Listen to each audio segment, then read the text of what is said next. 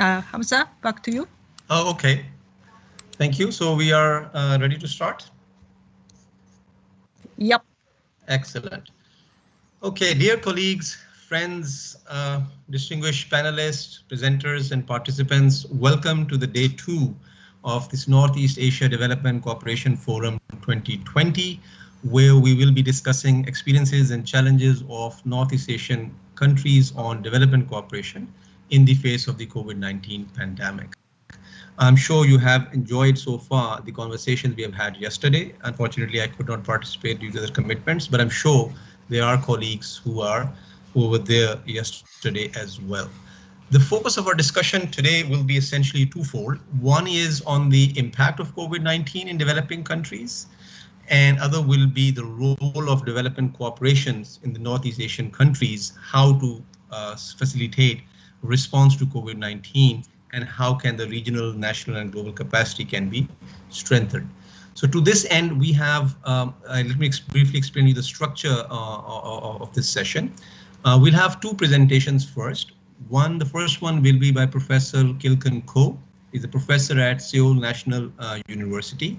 And after that, we'll have a presentation from Mr. Denis Dekhterev. He's the head of IR department, People's Friendship University of Russia, RUDN.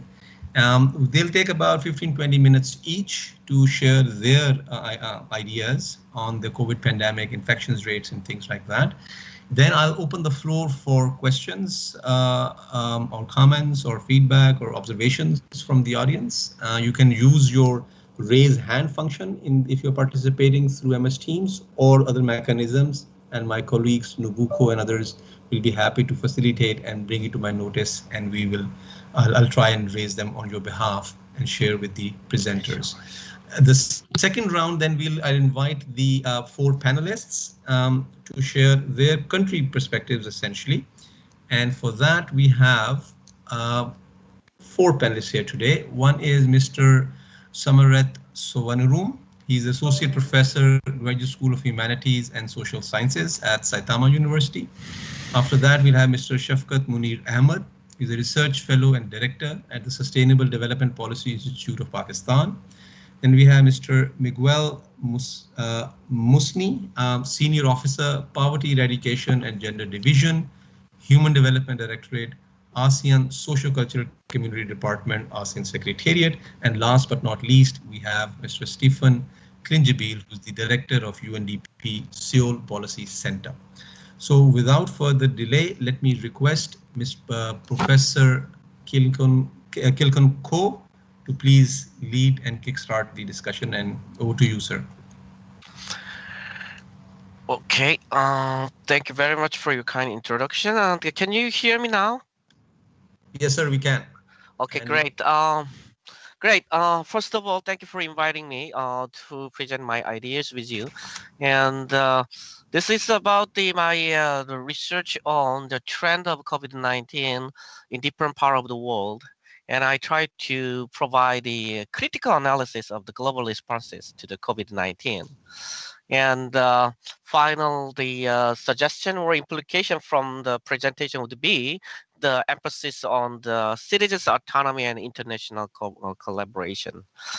In Seoul National University, there is the Asia Center, and under this center, there is the Asia Regional Information Center, ARIC. And this ARIC try to accumulate the data, especially the data on the policy responses of different countries, and also the situation of the COVID-19 of the different countries.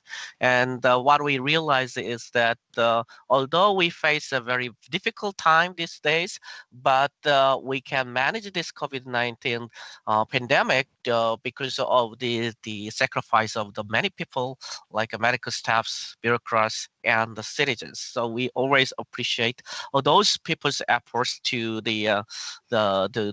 make our community better. Okay. Let's start the brief status of the COVID-19 in the world. First, if you look at the graph, the red graph show the number of the new cases in the world, and the yellow line, the blue line show the total number of the confirmed cases.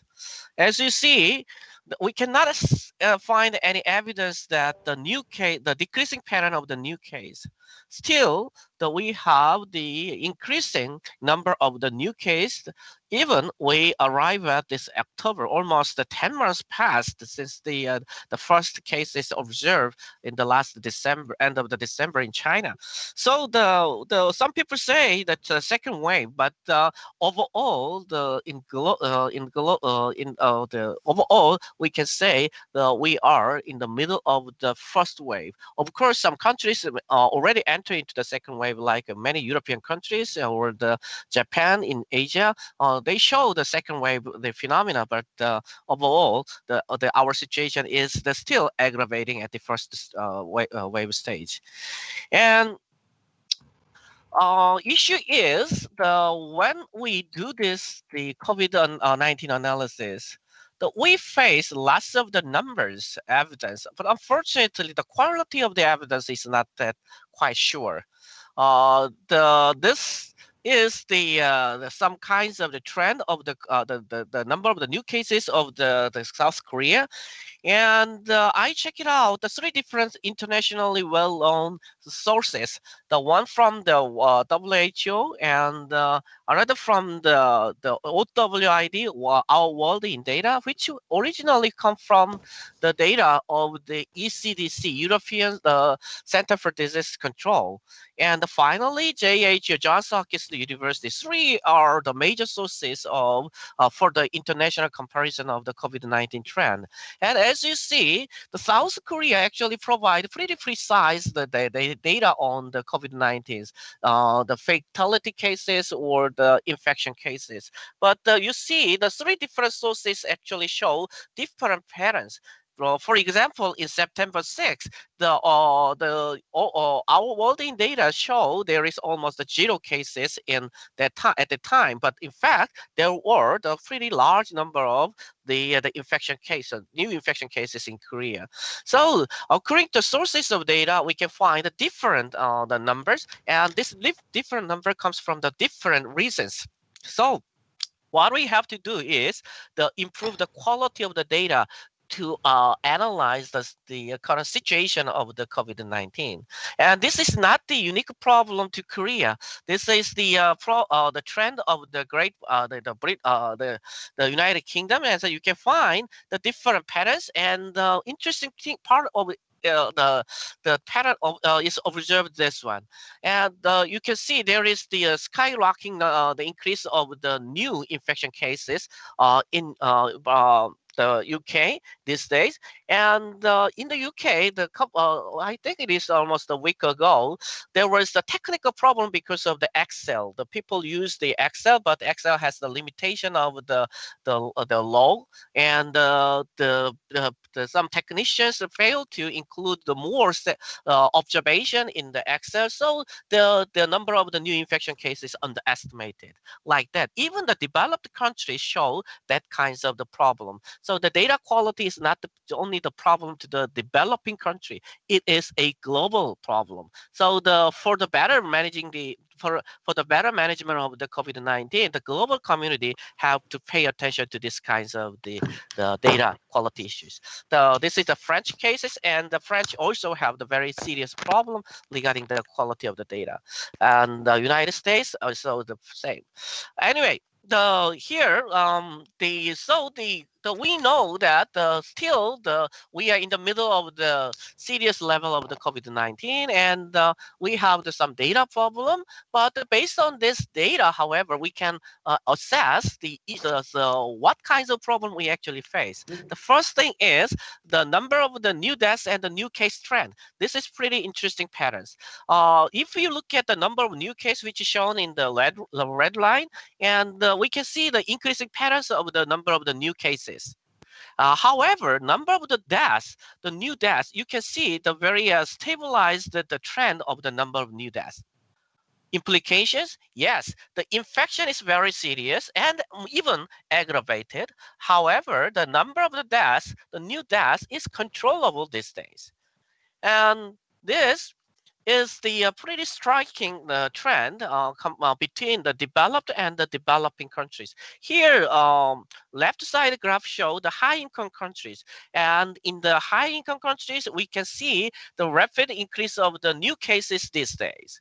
However, the number of the new deaths actually the decreasing and almost controllable level. This implies that the medical service, the high quality of the medical service, prevent the new deaths from the COVID-19. So the developed high-income country can manage this manage the serious impact of the COVID-19 by using their own resources. However, in case of the upper middle income countries, you can find that the two trends are pretty much the highly correlated. The increasing number of the new cases, increasing number of the new deaths, and decreasing pattern of the new cases, decreasing pattern of the new deaths. So the two trends are highly correlated. And if there is the second wave in the developing the upper middle income countries, there would be the core increase of the both new cases and the new deaths. So the compared to the high income countries, the middle income countries have still the problem of the quality of the medical service. So that we have to distinguish the infection cases from the new death cases. And this lower middle income countries also show the pretty the strong positive correlation between the trends. And the serious of what to whom. So we talk about the serious impact of the high income country observed in the European countries, we may say, okay, they failed to control the COVID-19. But in fact, if we look at the recovery, the high income countries recovery is pretty quick. I measured the recovery using the resilience, counting the number of days between the first 50 cases to the highest peak, and it takes around the 79 days is for the high income countries. So within 79 days, they can arrive at a peak time, and after then, the number of the infection cases has decreased. But the lower and upper middle income countries, it took a longer time. So they face some the difficulties in controlling this kinds of the COVID-19 aggravations. So the resilience-wise, the high-income country is the better situation than the middle-income countries. And the impact of the GDP to the different countries, as you see, the green line. So this this green color show the positive real GDP growth around the 0 to the 3%, and the dark green line is the more than the 6% of the GDP growth in April. Year on year growth rate, and you can see the Asian countries, especially the Southeast Asian countries and East Asian countries, show that the pretty good, pretty positive the impact of not the part. It's a pretty good the response to the economic depression. But other countries, especially the America and the European countries, show the very bad situation. So this means that the economic impact of the COVID-19 is very different across the countries. It means we need different approaches among the the economic policies across the different continents. And the fatality case, also we can see that Asia show very good performance regarding the fatality. This is the 5% and the 2% and the 0.5% line. And if the countries located above this 5% line, it means that the country face very high level of the fatality rate per million. And we see this fatality cases show the this fatality rate is case fatality rate, meaning is the out of the infected person, what percentage of people are the died because of the infection. And in European countries, you see many countries are above the 5% line, meaning is the fatality rate is higher than 5%. But in Asia, we only have the Yemen, and probably I don't think the other countries at this time. So the except this one country, is the most of countries show the lower the case fatality rate. So the responses of the Asian country is much better than the European country if we're focusing on the fatal cases. And the other things, when we say the effectiveness of the government responses, we sometimes use the infrastructures like number of the hospital or number of the physician like that, and the government capacity and the democracy. We usually suggest those are the important factors explaining the effectiveness of the responses to the COVID-19. But we can see different patterns. This is the dependent variable of the left side graph is the the infection cases. Right side is the fatality cases. This graph shows that if we use the regression, the different factors actually affect the different dependent variable. So for example, the freedom, if we look at the Freedom House democracy measures, then the democracy actually the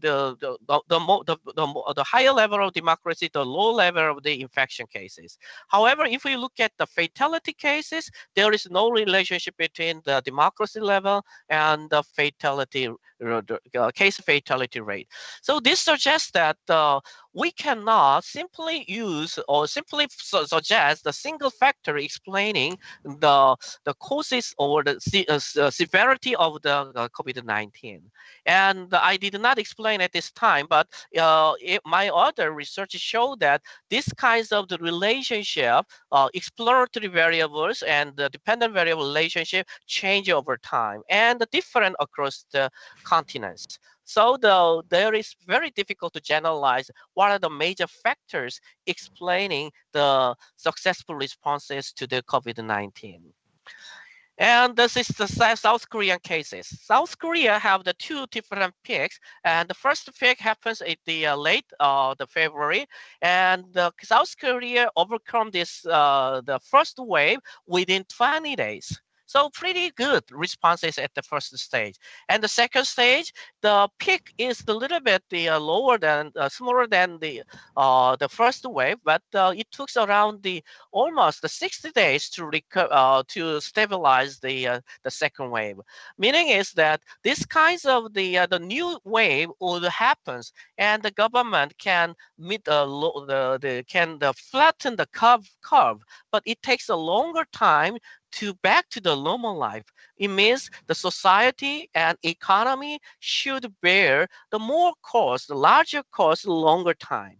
So this would be, I think, an interesting situation observed in Korea. And probably the European country would pay the larger economic and social costs because their second wave is still larger than the first wave. So we face that the little bit negative the expectation of the global economy in the coming fourth quarters.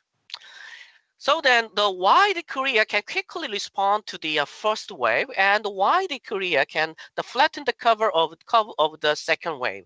The success factors, there are four success factors. The first, it is mainly because of the private sector's innovations. Test kits are quickly developed by the private sectors, and the infection tracking system. Some people confuse that this system developed by the government, but in fact, the private sector, university, and some experts developed this tracking system, and the government adopt this idea to develop the more sophisticated system. So that the innovation of the private sector is one of the success factors, and the transparent information sharing of the governments. the government did not want to hide any information. So the everyday government report the situation to the citizens, and this information is shared through the internet and the mass media. So the people spontaneously respond to the situations. And comprehensive test, this is well-known factors. Since the mid-February, the government did not the control the number of the tests, but instead the government spent in the as much resources as it can to offer the test to the suspicious the patients. And the efficient tracking system, we cannot utilize ICT, and this is very quickly done. And the tracking system can report the possible the track the movement of the infected patients, and the people can aware of what are the risk regions, where is the risk areas or not. Professor And Ko, you have 2 more minutes, please. yes, okay. The Cambodia.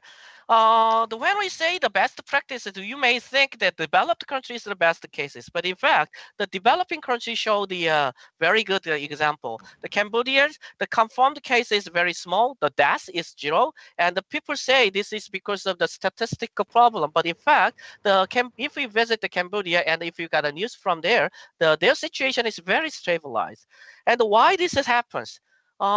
Major factor would be there were very rigid travel control at the beginning stages, and also there is very strong leadership and coordination by the Cambodian government, and this is very important part, rapid response team, and this team is organized by the Cambodian government under the help of the WHO. So international organization helped the Cambodian government to build up these kinds of response teams.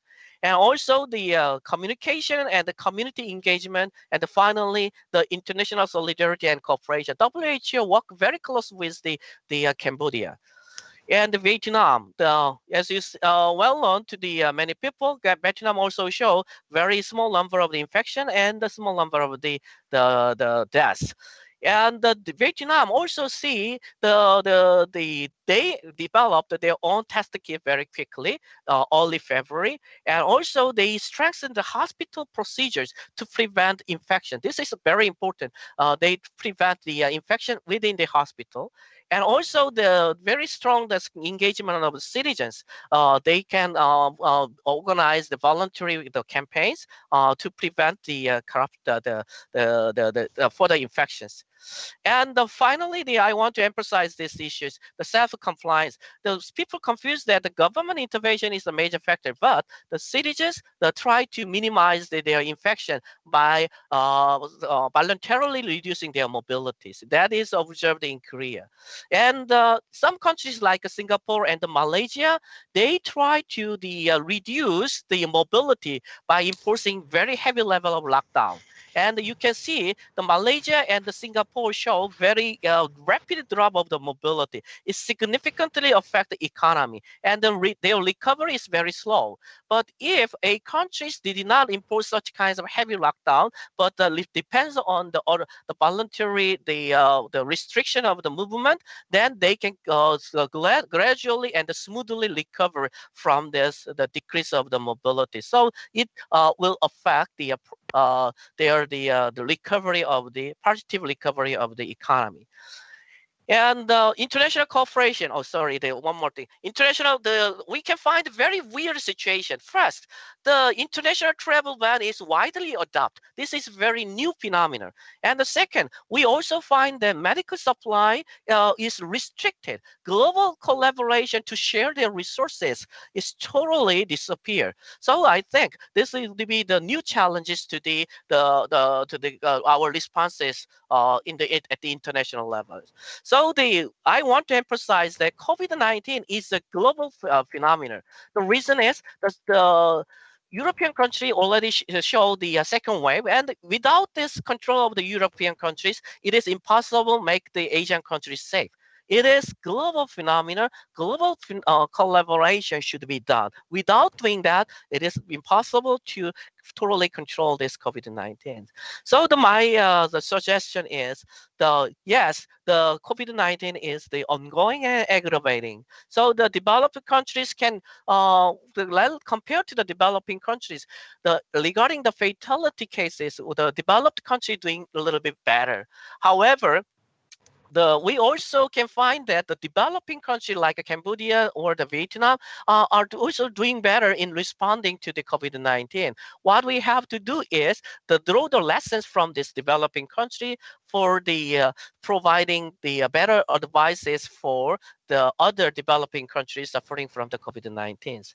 And finally, the COVID government is not the only solutions. Many cases, the good practice suggests that the citizens' voluntary compliance is very essential.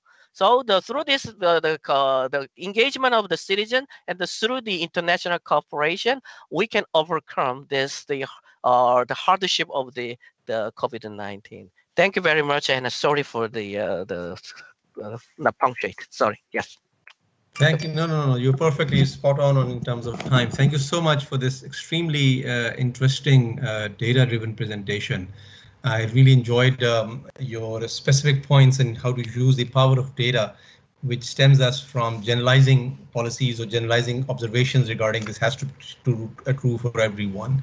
As they say, the devil is in the detail, which means you look at the data carefully, country by country cases, and you see different patterns, and accordingly, the policy advice tends to be very different. We'll take up some questions. There are two already, but as I said, I'll wait for the other presenter to share his views, and then we'll come back to both presenters and we take the questions. So I see a couple of questions, but just I request them to wait a bit until we hear the next presenter. So let me invite now Professor Denis Dekteyev, Head of IR Department, People's Friendship University of Russia, RUDN University. The floor is yours, sir.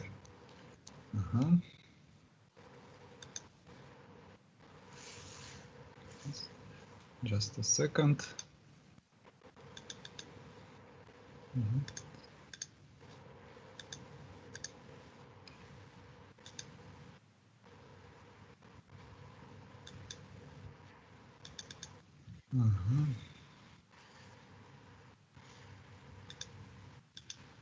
Okay. Good morning.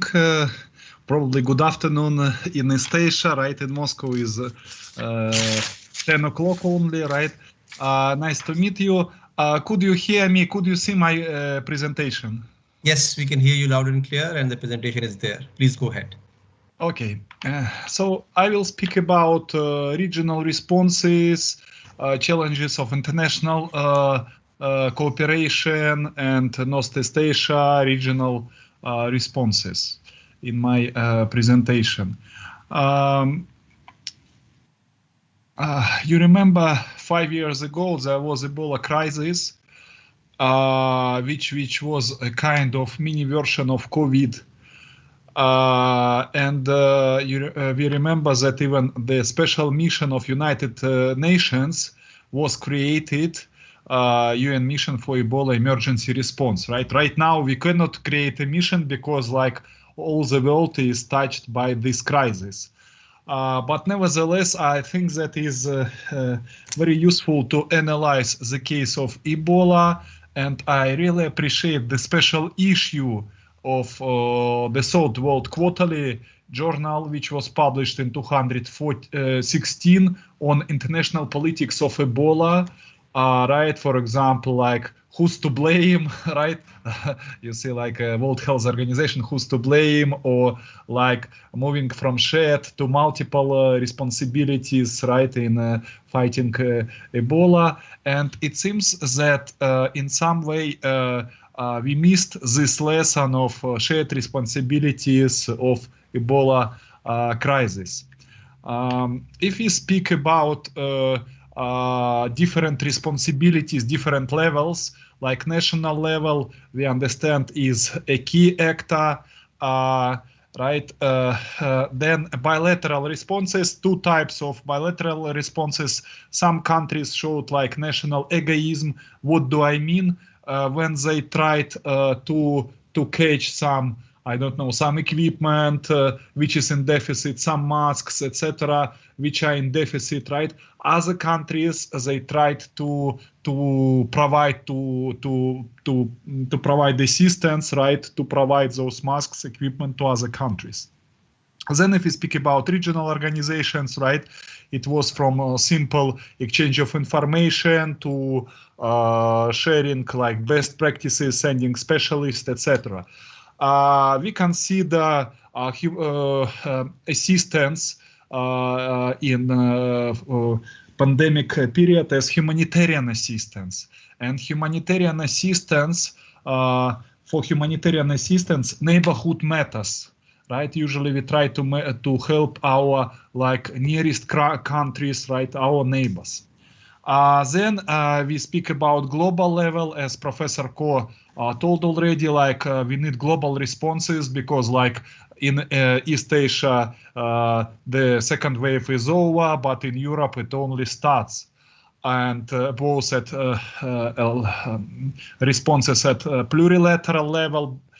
Club diplomacy, right, but also multilateral level, and we need to find this interoperability, right, of levels. Though I guess it's a kind like a military concept, right, interoperability. But however, I guess that it is rather relevant in our conditions.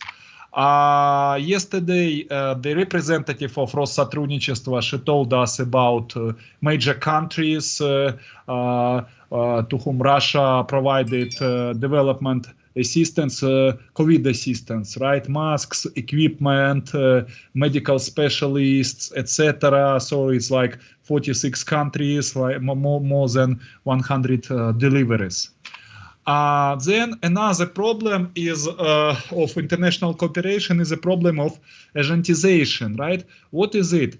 I mean, COVID has very narrow profile issue, and we need specialists of like narrow competence and very quick response, and it transforms the role of traditional role of ministries of foreign affairs, development agencies, and it urges for direct dialogue between new actors of development cooperation, which are right now like epidemiological surveillance and monitoring agencies, right? They are public, right? Like big countries, they have separate entities, right, under the auspices of Ministry of Health. Small countries, they have just Ministry of Health. Emergency defense ministries, right, as it is emergency. Then, of course, if we speak about development of vaccines, right, is like cooperation between R&D laboratories. Some of them are also private. The case of Russia, this new set actors of humanitarian assistance, I mean, apart from Ministry of Foreign Affairs and Россотрудничества, right? Russia Direct Investment Fund, which was really interesting because it is in charge of foreign direct investments, is sovereign investment fund, right? Then is Ministry of Defense, and probably the major actor became Rospotrebnadzor, right? The agency for surveillance and for monitoring, epidemiological monitoring. Then another problem is about regional organizations. Professor Ko told us about problems of lockdown, trade restrictions, etc. So like disrupt of regional trade investments, right? But we also have like transboundary prorogation of pandemic, right? Disrupt of humanitarian exchanges when you could not visit your relatives, all cultural exchanges are disrupted, but also rights of labor migrants, right? Because some of them could not return to their country. Then there is aggravation of economic situation in those countries where they are now, right? So who should care about it? First, we think about regional economic communities like European Union, etc. But COVID is not an economic issue, right? Probably COVID will influence economic development, etc. But is not purely economic issue. Then we speak about regional security cooperation. What we have here, we have like a military cooperation, right? NATO or Common Security Treaty Organization, but COVID is not a military threat, right? It's not a traditional military threat. Probably like military ministries, defense ministries, they have well-equipped military medical staff and logistics. They are implicated, but is not their traditional competence. Then we have another kind of organizations of conflict prevention, early warning, like, you know, Organization of Security and Cooperation in Europe, or in Asia is a Conference on Interaction and Confidence Building Measures. But is not also their business mostly. Though, for example, Organization for Security and Cooperation in Europe, what are they doing? They are trying to monitor respect of human freedoms during pandemic restrictions. Sometimes I think that it is even counterproductive because, like, you know, we need, however, some restrictions, right? Some very strict measures to stop pandemic quickly, right? Probably we should speak about human security, but in some new understanding, right? Not like it was understood like three decades ago when the concept was first introduced. We understand that it is also human security, but is a little bit other human security than before. So I think we get to reconceptualize it and then reshape the security framework. If we speak about Russian case towards regional responses, there was a kind of division of labor. Yesterday, representative of Россотрудничества, she spoke about major regional organizations where Russia participated. And Commonwealth of Independent States, it's just a platform for coordination of national measures. So I would say is traditionally a good format just to meet and to discuss our problems, right? Is a good platform.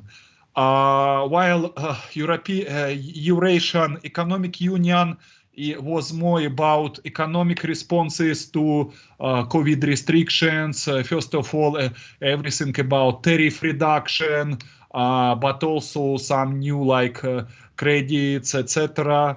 Right? And the last organization is like Common Security Treaty Organization, which is about crisis responses, and what I told you already is about like military medical services and also logistic responses.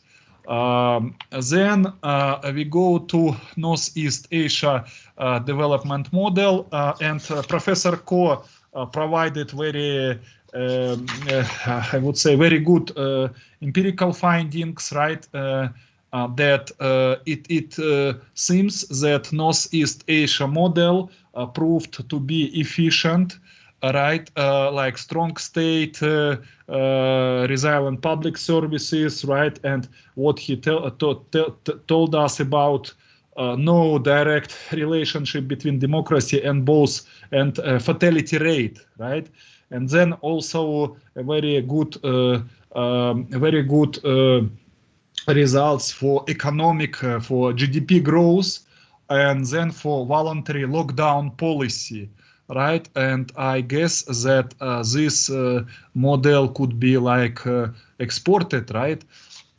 And then we come to the next problem of regional cooperation in Asia.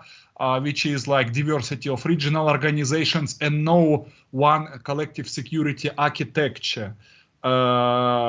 Right, we have, if we speak about multilateral level, of course, there is the organization I spoke before, which is the organization I spoke before, which is Conference on Interaction and Confidence Building Measures in Asia, right? But it was not, how to say, it was not very active during COVID, right? But if we speak about multilateral level, we have two types of two organizations where there were two or more members of Northeast Asia countries, was Shanghai Cooperation Organization and ASEAN +3. And then major cooperation was on bilateral level. Last time in September, I spoke in details about Russia-China mutual assistance. So like at the first stage, Russia provided assistance to China, and then China provided assistance to Russia. And of course, there is some coordination within ASEAN +3. Speaking about Shanghai Cooperation Organization, we speak about mutual assistance to mutual humanitarian assistance to members, right, to neighbors, and it is closer to spirit of Shanghai, right? So nobody knows what is spirit of Shanghai, right? But we feel at least what is it more or less. And what is interesting that before pandemic 2 years ago, the declaration on joint countering the threats of epidemics was adopted, right, by Shanghai Cooperation Organization.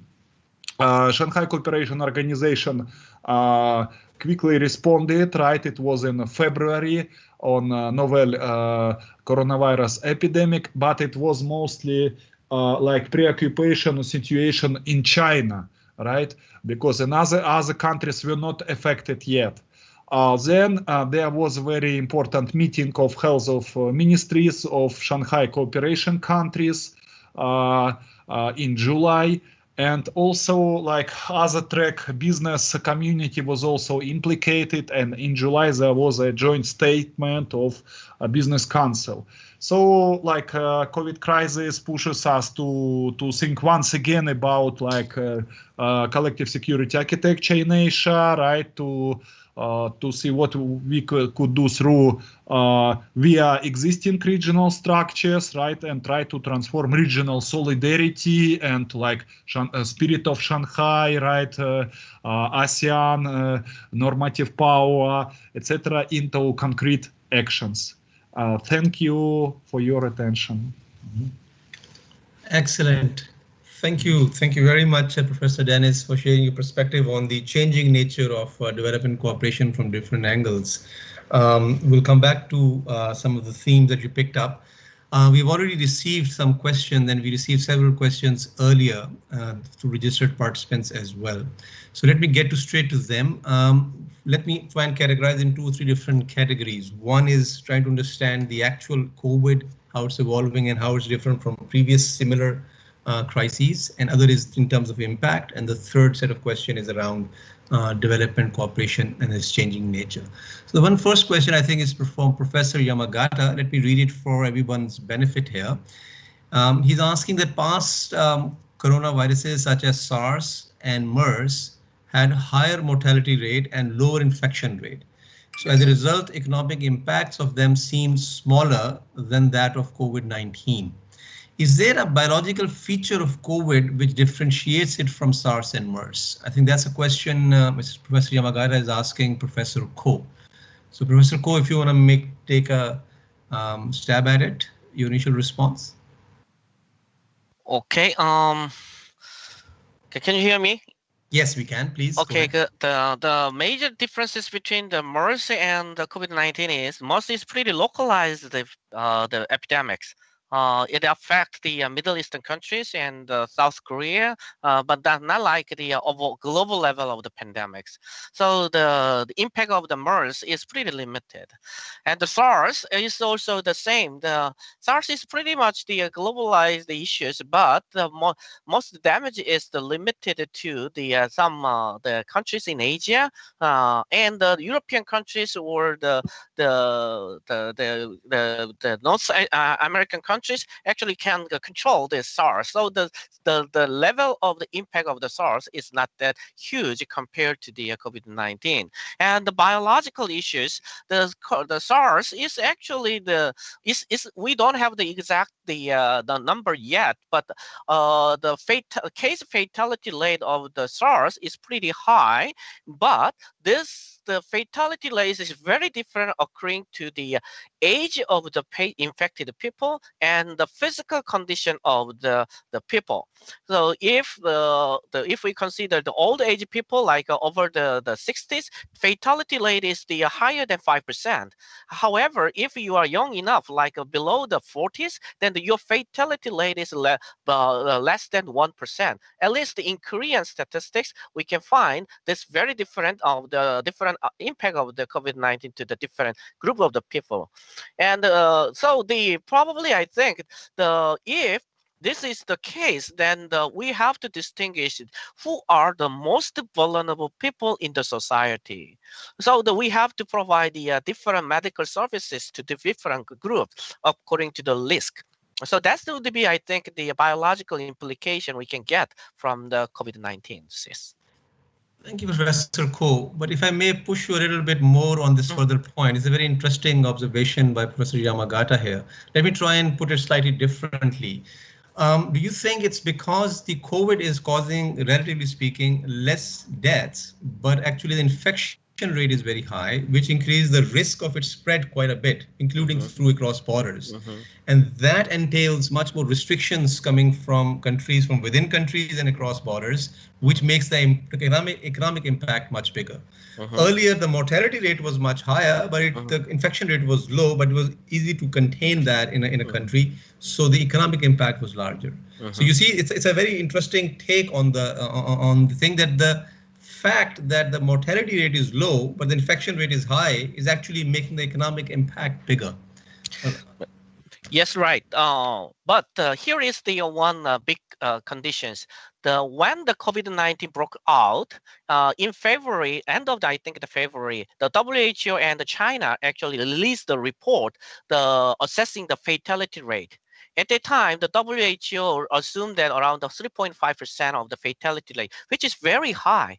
So the people around the world really concerned the severity of the COVID-19. So it dominates the perception to the COVID-19. That was the reason that the most countries tried to block the borders. And as you mentioned, that the speed of the spread of the COVID-19 is very quick.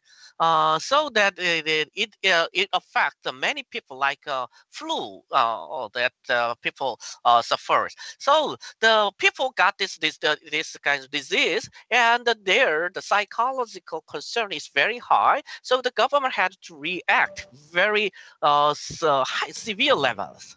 So this is a combination of the physical and the psychological situations. Yes. Good point. Good insight. We'll come back to you with another question regarding your comments and observation and the data you showed on democracy, but let's hold on to that in a minute. Let me move on to Professor Dennis with a question that is coming here regarding the changing role of development cooperation agencies. So he highlighted that, COVID is not a typical economic shock, it's not a military challenge. So however the cooperation was taking place requires definitely adjustments and some transition. So in this context, the question is, how can development cooperation agencies, including some of the existing one, I think in Russia, stay relevant and help foster multi-stakeholder dialogue and cooperation? So what exactly the specific the advice, Professor Dennis, from your side to the existing development cooperation agencies? Thank you for your question. I guess that development cooperation agencies become more and more like coordinating structures who coordinate, who makes interministerial coordination, right?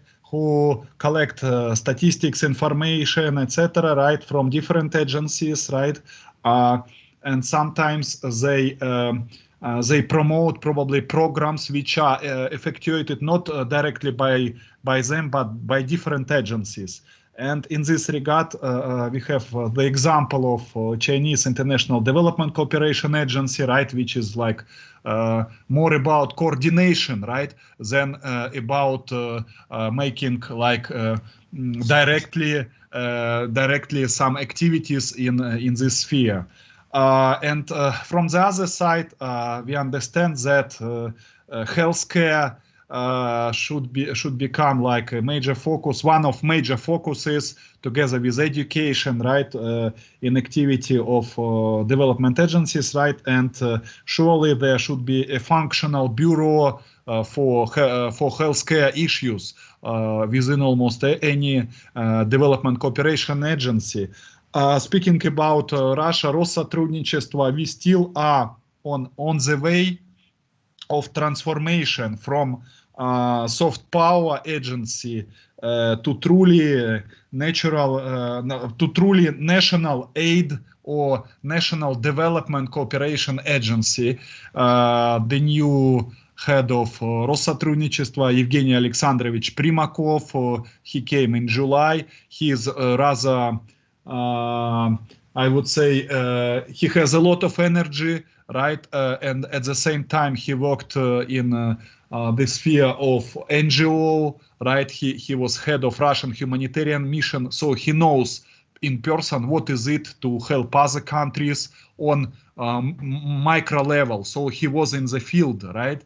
Okay. That's why I guess that he will make this transformation, and he will manage to create truly like a national aid agency. Thank you. Good, thank you. So if I hear you correctly, you're basically advising that the existing development cooperation agencies become much more collaborative and coordinating within the countries first, across health ministries, finance ministries, education ministries, so on and so forth, the areas where they were not venturing earlier. And now they, because of this COVID, one of the lessons coming from your advice is they need to do that much more in order to have an effective coordination and advice going cross borders. I hear you clearly. If I may ask a very quick related question, which has been coming from the audience, how do you compare the strategy and effectiveness of Shanghai Cooperation and ASEAN +3 in the COVID context, COVID-19 context? Just a very quick few observations, and then I'll go back to Professor Ko. Mm-hmm. As far as I understand, just two observations. As far as I understand, there was exchange of information mostly, and then concrete responses were on bilateral level mostly. This is my first observation, both in Shanghai Cooperation and in ASEAN. But the second observation, China is the member of both organizations, and Shanghai and ASEAN +3. And once again, I guess we need once more some collective security architecture in Asia, right? Of course, somebody will speak about something like hegemonic aspirations of China, etc. But I guess like collective security is good for everybody, because security could not be indivisible. Thank you. Well, so is health concerns are not divisible either, right? So don't you think the focus primarily now, one key lesson is that such coronaviruses, health-related pandemics, natural pandemic, don't actually see borders. So it's not just the security concerns, it's actually much more about health. Focus on health, because it affects countries across borders, right? Citizens across borders. Good. Right. Okay. This is a very interesting question I have, and Professor Ko, I would like to take your reaction first, and then maybe Professor Dennis can also select observation. This is a question regarding your data that you showed on democracy, that you showed democracy is negatively correlated with the number of new cases, but not with the deaths, but definitely with the new cases. However, I mean, it's a very nuanced kind of question. There can be a case to assess democracy differently in this context. considering, for instance, democratic countries responding to the pandemic with the non-democratic means and vice versa. So I think the question is trying to tease out what exactly works irrespective of the governance framework, democracy or non-democracy, but what exactly is being done under these regimes. That's the underlying question. But more directly, it's talking about, do you have any observations on this one? How to assess democracy differently, where democratic countries have taken measures which are essentially non-democratic in nature? Okay, very good questions. And the first, democratic country actually adopt non-democratic measures in the COVID-19. And there are many experiences. For example, the many European countries adopt lockdown, and the lockdown is not, I don't think that it's a democratic one. Yeah. So here we can observe that there are kinds of the prevalence of the non-democratic measures. And second, the relationship between the democracy and effective responses, my major point is it is not generalizable. Yes. If we look at some countries and it works, the other country it doesn't work. So that is the reason that we have to move on to the case study more. And the statistical analysis is very sensitive according to the source of the data and according to the period of time to analyze. So we should not too much generalize the democracy and the effectiveness of the responses. And finally, despite this, the empirical evidence, we have to emphasize normative role of the democracy. The reason is the key factor defining the success of the responses should be the citizens. We have to concern the post-COVID-19 era, and for the recovery from this disaster, we need the participation of the citizens. And to make the citizen work in the post-COVID-19 eras, we have to rebuild or rehabilitate the democratic regime because it is too much heavily hurt because of the non-democratic responses. Okay, Excellent. that's my point. Yes. No, excellent insight. Very clear. Let's not, which I think you made it clear before also, that let's not try to generalize and rather look through case studies to tease out what works and under what condition and stuff. Very important lesson actually, because we tend to generalize things. But if I may want to have a further debate on this point for another minute, Professor Dennis, in one of your slides, you sort of referred to Northeast Asia development model, where you try to generalize in a sense, saying strong states works better. Healthcare is a public good if it tends to work better. Individual egoism is not acceptable in these countries. It tends to make it easy, and democracy is not related to death per se. So you try to sort of outline some sort of broader general features which tend to work in Northeast Asian countries. But what Professor Ko is actually emphasizing is the case study approach rather than generalizing any broad principles. Although the broad principles that you highlighted are pretty much in line with the empirical evidence that he was showing. Do you have any observations on these kind of insights that Professor Ko was highlighting? Yeah, I have some observations. I also appreciate quantitative analysis, and I also use like Western databases, right? Like correlators of war, etc. But the only database that I try not to use is like Polity4, right? Because like Polity4 is very politicized. Because like when we speak about this discourse, is this country democratic, non-democratic, right? It's more about discourse, right? Like, is it democratic if when people die? Is it democratic? I guess it's not so democratic. So I would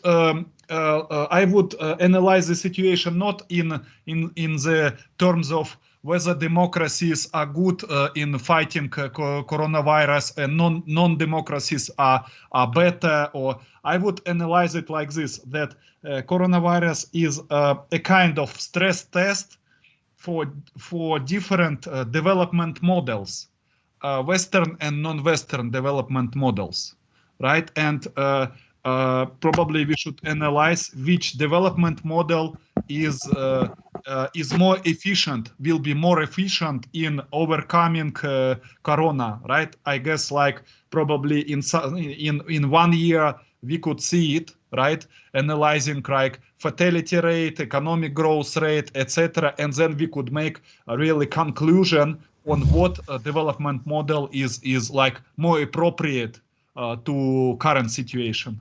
Thank you. Thank you, Professor Dennis. I have one more question actually, and it ties very nicely to the observations both by you and by Professor Ko. Professor Ko essentially highlighted through a very data-intensive and case study approach few key features that work. Like he emphasized the role of citizens, he emphasized the innovation by the private sector, he emphasized the role of government in making the information transparent to the public, right? So there was few lessons he teased out by case studies, and similarly you also highlighted a few features that I mentioned. So the question in this regard that I've received is how the success factors that we have just discussed could be applied in development cooperation strategy to deal with COVID-19. So we talked about innovation of private sector, role of citizens, strong health systems, making it easier for countries, for high-income countries to deal with that. How do you think that filtering into a development cooperation strategy? That is the question. So I leave it up to whoever wants to take a shot as first, both Professor Ko or Professor Dennis. A quick remark on that. Once again, we should speak about the export of the model of Northeast development model to other countries. But is, however, rather difficult. We could export some practices, right? But we could not export Northeast Asia mentality, right? Countries with different mentality, right? They won't adopt efficiently like this model of development. So the potential for export use of this model, I guess, is limited.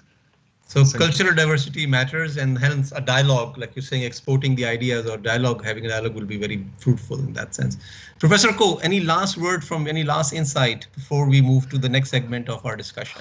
Okay, I think information sharing is the very critical part in the international cooperation. So for example, the Korean experience can be used or consumed by other countries. But here, the information should not be limited to the quantitative or the policy per se. Context should go along with the information. So in what context the Korean model works, that is the more important part that the other developing countries should get. So when we talking about the information exchange or the international cooperation, we have to share the context together with this information. Unfortunately, we do not have enough chances to exchange our ideas.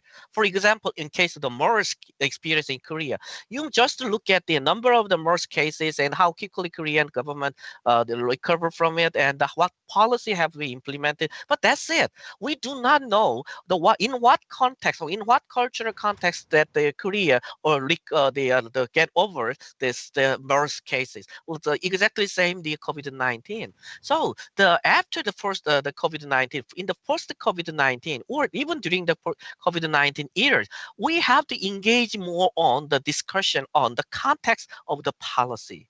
That is, I think, give more insight for the developing countries getting the better ideas from the other countries' experience. Yeah, that's my small. No. Thank you, Professor Ko. Very clear and very important, I must say. I mean, rather than drawing again, you made a point fundamentally clear. Let's not generalize broad lessons. Let's make sure we understand the context in which certain success kind of case studies are emerging. Point being made extremely clear.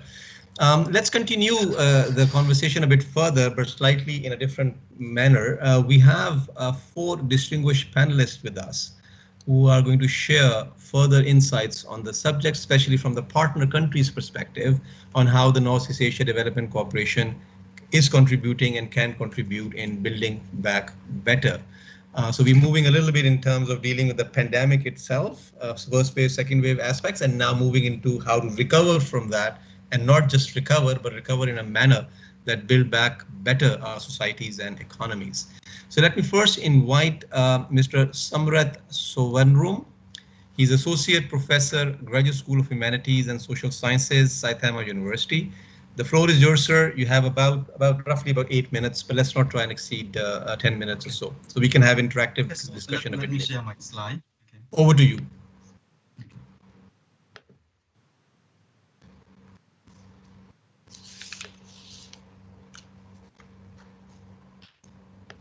Yes, we can see your slides. You can make them bigger. Okay. Yeah. Okay. Perfect. So thank you very much. Good evenings from my side, Japan. And I'd like to say thank you for letting me to share my view in this forum as a panelist. And I'm Samrat from Saitama University. I'm also a member of JSID. Okay? So I would like to provide short presentations on the impact of COVID-19 in Cambodia. And after that, I hope we have more discussions about it. So, so since the COVID-19 outbreak was confirmed in December 2019, it has spread to most countries around the world. And by October 14th, over 38 million COVID-19 cases have been confirmed globally, and the death toll has risen to over 1 million. But for Cambodia, you know, the first case was confirmed in January 2020, and by now the total confirmed case were 283. Among these, 278 have recovered, and there is no death case for Cambodia. So the COVID-19 situation in Cambodia is generally less severe than in other Asian countries.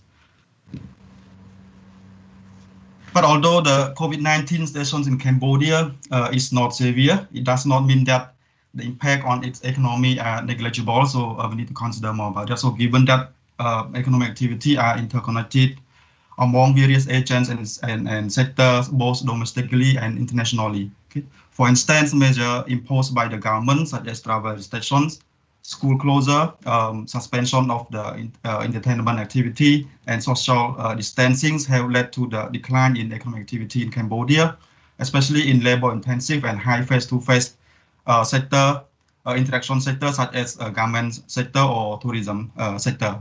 Actually, hundreds of garment factories in Cambodia have partially or fully suspended their production due to the lack of the production materials and the decrease of demand from immense buyer in European Union and in the United States.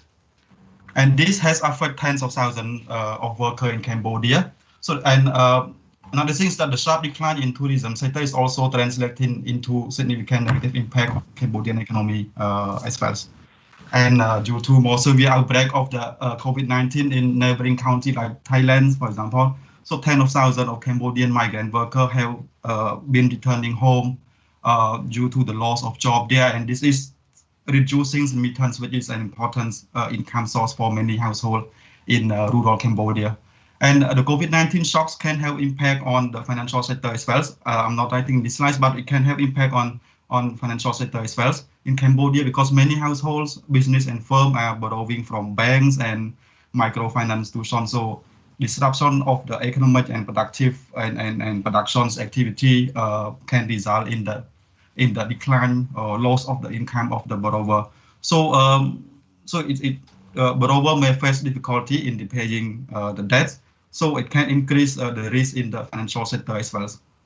And regarding the overall impact on the economy, although the official data is still not available yet, but we have prominent international institutions such as the ADB, the IMF, and the World Bank provided their economic growth forecast for Cambodia. And as shown in this table, in this slide, so you can see like overall, like Cambodia is forecast to experience a decline in its economic growth rate from around 7% last year to as low as -4% this year. And the growth forecast for next year is not very promising as well if you compare to the period before the outbreak of the COVID-19. And in response to this, as domestic response, we have like the Cambodian government has announced a plan to allocate up to $2 billion to combat the COVID-19 impacts. And there have been the domestic donation from the public and wealthy people and and salary contributions from public worker as well. And this become a good financial resource for the government to combat the COVID-19. So some remarkable response by the Cambodian government can be mentioned here. For example, wage subsidy and skill training program are being implemented for workers who's lost jobs or were suspended from works. And also the monthly cash transfer for poor and vulnerable households are being conducted as well. And at the same time, we have like poor household identification and informations are being updated by considering those who work in informal sector as well, and also those that return who return back from working abroad, those who are migrant workers. And for international response, we have various internationals. We receive assistance from various countries and also organizations.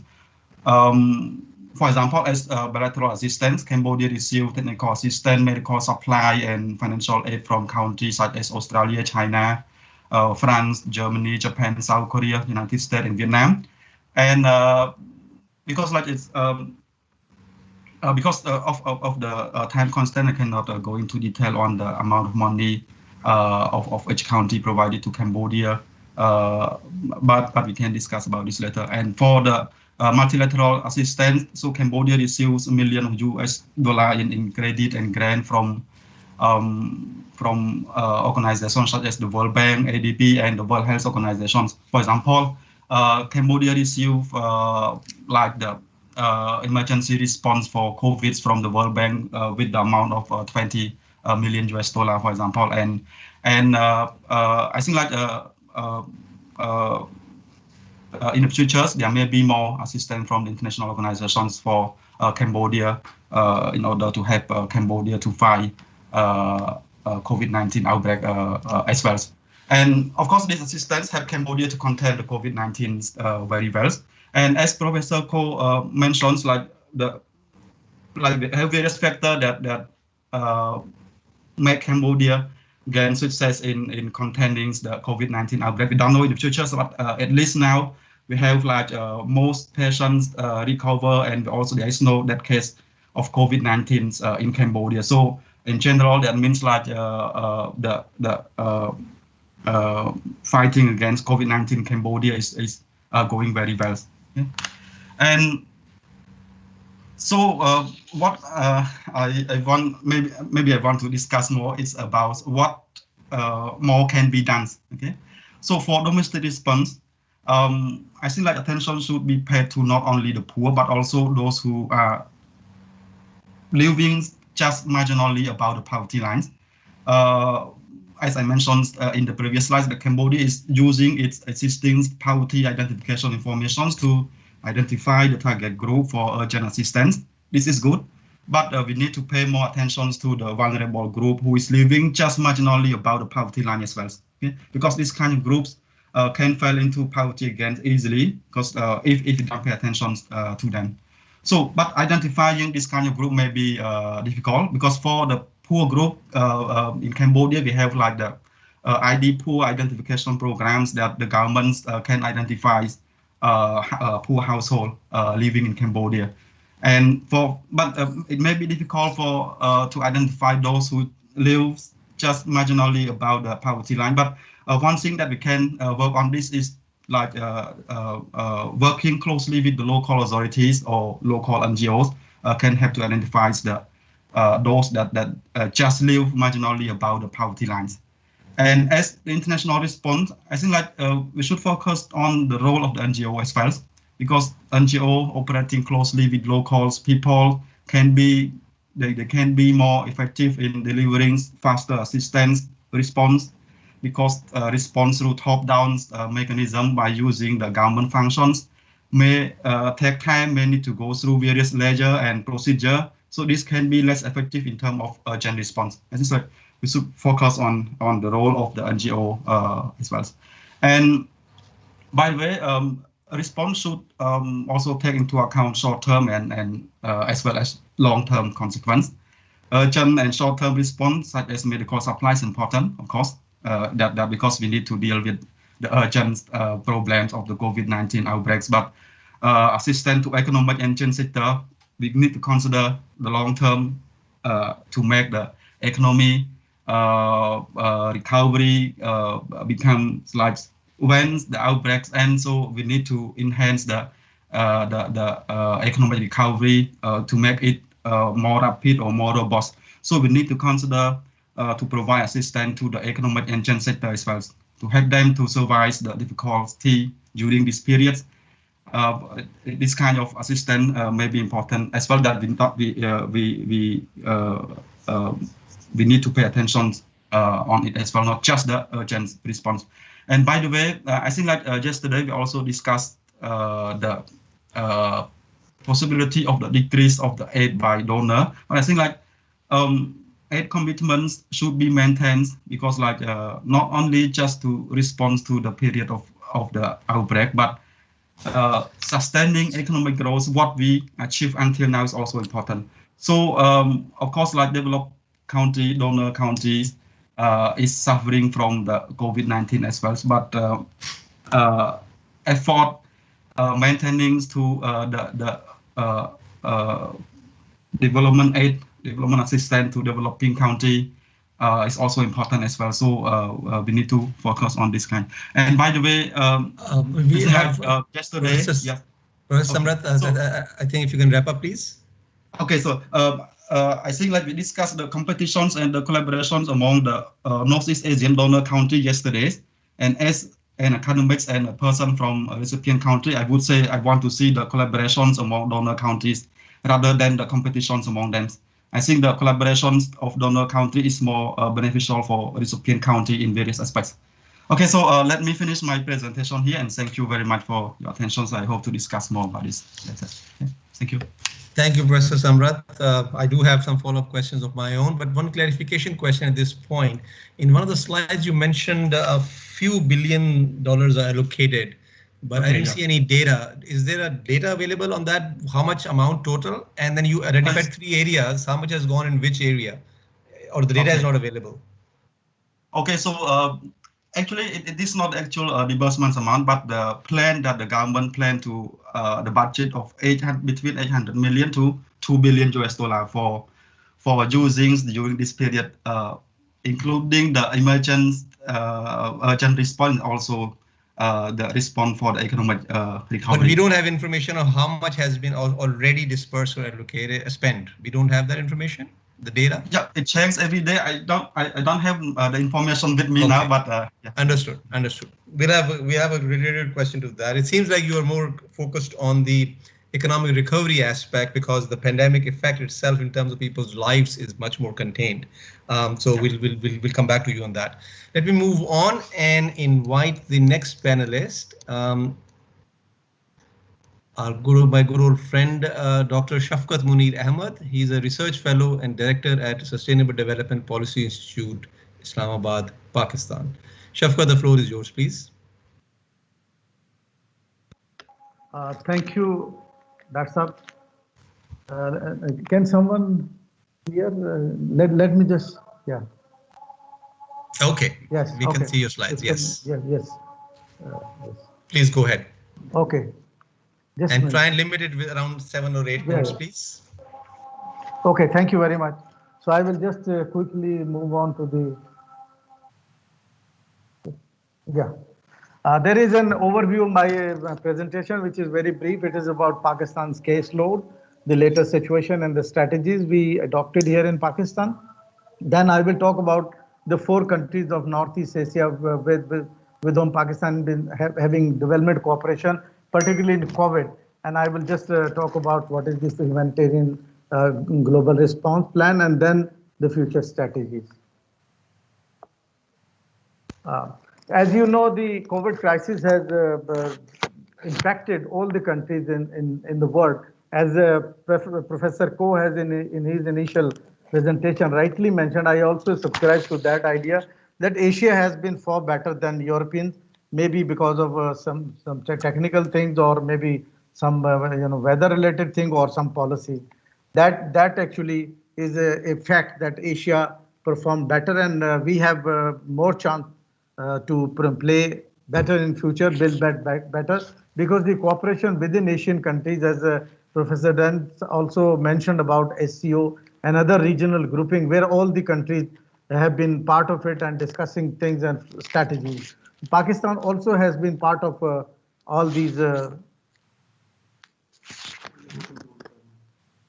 I think next slide. Somebody is controlling from your side. Yes. So next. Yes, the situation in Pakistan. Basically, if you look, I have analyzed the data between for the last 6 months, 14 April to 14 October, till 2 days before. If you look at the data on 14th of April in Pakistan, the caseload of COVID was 5,719 and the deaths were 96. And if you look at the data after 6 months till 14th of October, it shows that 3,1908 is a total case load. Active cases are at the moment 8,651. The recovered cases are 304,609. And the fatal cases are 6,588. If I add yesterday's figure also, there were 13 deaths out of the coronavirus. So the caseload remain obviously very low, because initially, as other speakers also spoke about that, the estimation came very high initially when corona was gripping the whole world. For Pakistan, it was initially estimated, even by the government of Pakistan. We have a National Command Authority here, which meets on weekly or daily basis or monthly basis. They have also estimated that it will be 1.2 million by the end of June 2020, but it did not happen. There are certain reasons which I will talk later. And next slide, please. The impact was really heavily felt by Pakistan. The exports observed 54% reduction, which has a huge volume of trade if you look at in terms of Pakistan's economy. And then the Pakistan government adopted a strategy, a three-pronged strategy. One was to support to the really poor of the poor, and then also provide support to small businesses and industry. For that, one package was developed for the people. It was 1.2 trillion rupees for 4.5 million households. And then later on, it was added to 7.5 million households further. And at one time, the poor people were given 12,000 Pakistani rupees for an immediate support. And then government also added to, we have a Benazir Income Support Program, which is a social safety net of Pakistan, which is acknowledged worldwide. And this is the most successful program in the world. The World Bank and other institutions have appreciated that program and added a lot of money to that. So the 200 billion under Benazir support program were given to the people. And then majority of population in country lives in outskirts of the poor, poverty-ridden areas. But initially, as a matter of strategy, Pakistan government has introduced a strict lockdown, and the people movement was stopped from going from cities to the urban areas. So the urban areas were not badly hit in Pakistan. That's why the spread could not possible. So that was one of the strategies. And then after some time, government eased the lockdown and started economic activity to revive economy. So there was a policy of balancing between the lives and the economy. So that probably did work well, and now we are having the result. Secondly, the State Bank provided loans on soft terms to industry and businesses so that they can revive their business, and they were asked not to lay off their labor or staff, or through the loans they have paid their salaries. So that was the way in the initial stages we have done. But for the last almost 4 months, we have been running the market, economy, transport, everything is running. Now gradually we have opened up the restaurants also. But big gatherings are also gaining momentum now. But there is a fear. Next, please.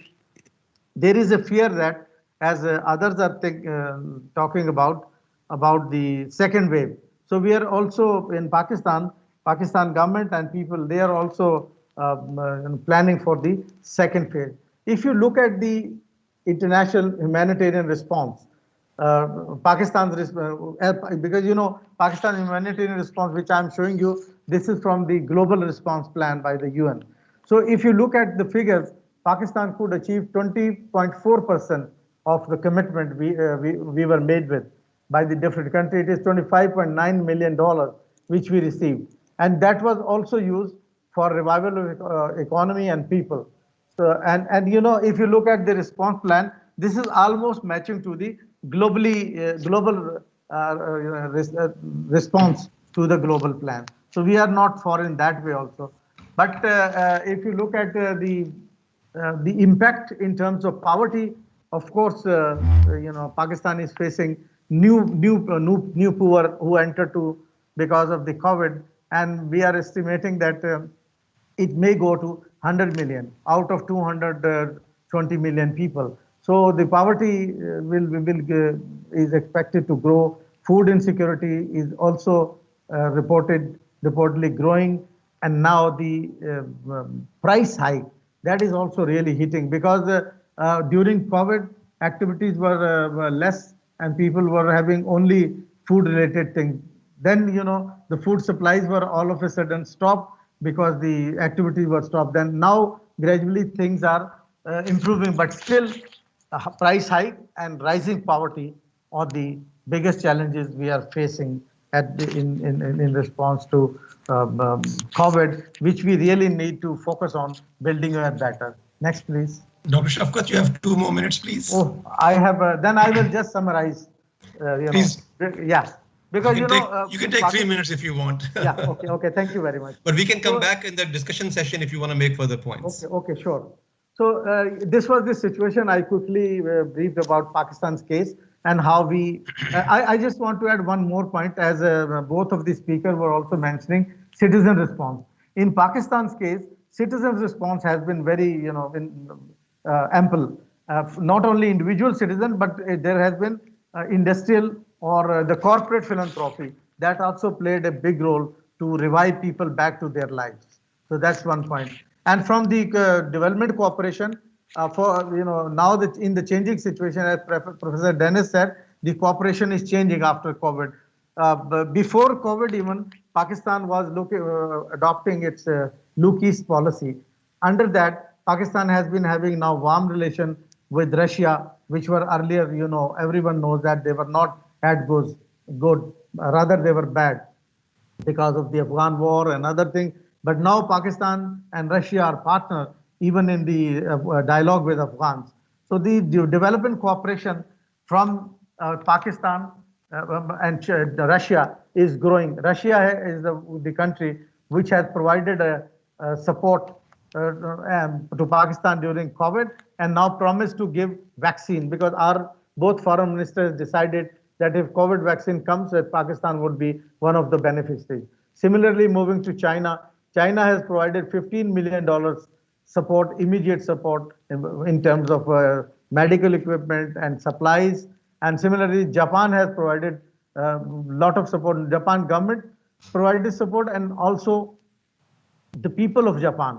They have also, on behalf of the people of Japan, the civil society organizations, they have been providing support to Pakistan. So the Japanese provided $82.12 million support to Pakistan under 12 new grant aid programs, which is about, not only COVID and post-COVID also. So China and Japan in Northeast Asia are the biggest, development partner of Pakistan. We have a very strong relation with these two countries.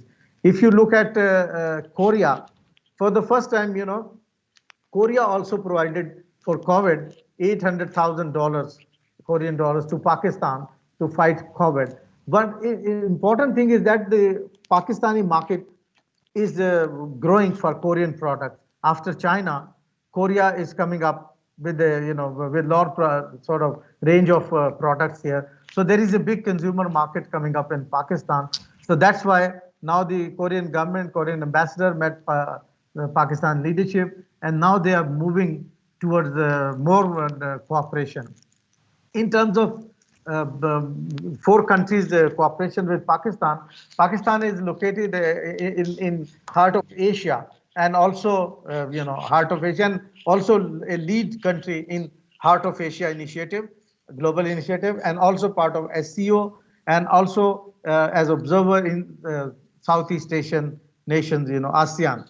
So, if you look at Pakistan's development cooperation, it is multiple with all the four countries now. Earlier, there was with China and Japan. Now, Korea and Russia are also in the way. So, we hope that in future, Pakistan relation with, and particularly development cooperation, will further increase in building back better and having a trade relation also with all the four Northeast Asian initiative countries which are part of this forum.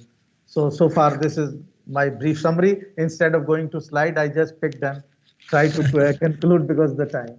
So I'm here. No, I appreciate. My apologies for rushing you, but I'm very conscious of the time, and we have two more speakers also, and I want to leave about 10-15 minutes for interactive discussion. So you may want to highlight some point if you have missed it at this stage. Okay. Let me quickly move to the next panelist. May I now invite Mr. Miguel Musni, sorry.